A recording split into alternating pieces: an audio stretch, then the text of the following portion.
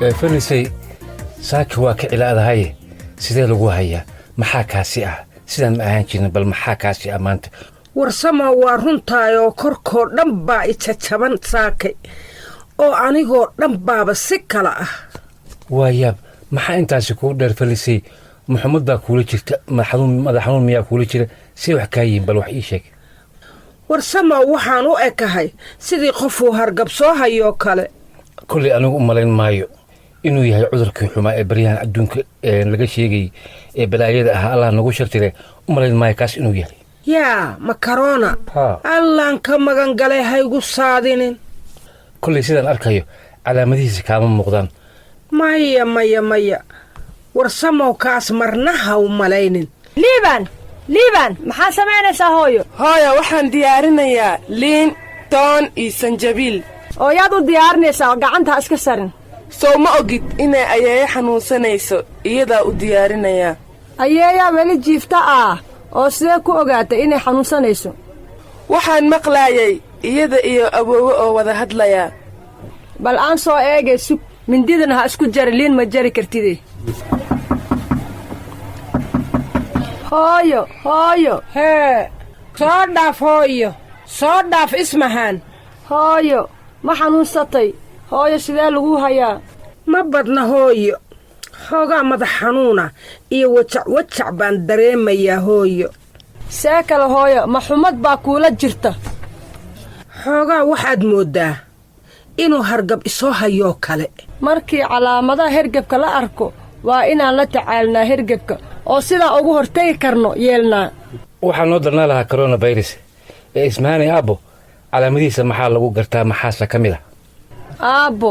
waa qandho daal iyo qunfac qalalan alla mahadii intaasoo dhan hooyada falis ma qabto kamana muuqdaan calaamadahaasi aabba si loo ogaado celcelis ahaan waxay qaadan kartaa 6 ilaa 5 maalmood laga bilaabo goorta qofku uu qaaday fayraska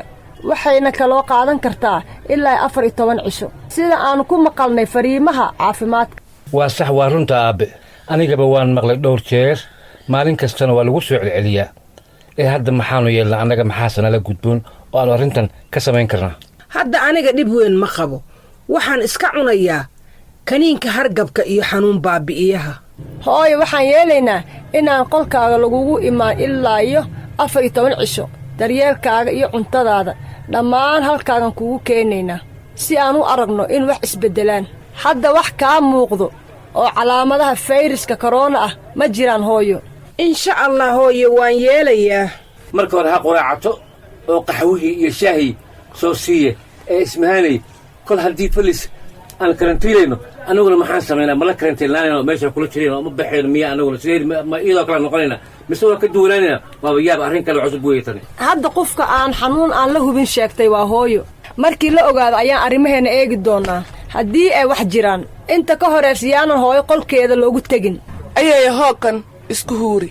waa maxay liibaan ayaya waa liin tuun iyo sanjabiil isku huuri allah hayga kaa qaadin liibaano allah hayga kaa qaadin oo yaa kuu sheegay liibaano waxaan ka maqlay takhaatiirta oo ka hadlaysa raadiyaha in liinta toonta iyo sanjabiisha oo lagu daray biyo kulul la cabo maadaama uu korona lahayn wax daba layskuna huuriyo waxay kor u qaadaysaa difaaca jirka jeermiskana way la diriraysaa